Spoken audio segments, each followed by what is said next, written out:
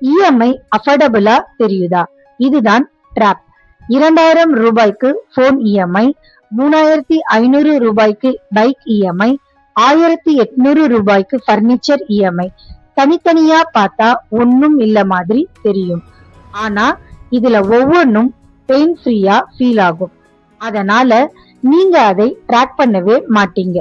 Salary வரும்போது அந்த இஎம்ஐகள் எல்லாம் ஒண்ணு சேர்ந்து உங்க டேக் ஹோம் இன்கம்ல 40 to 50% சைலண்டா எடுத்துடும்.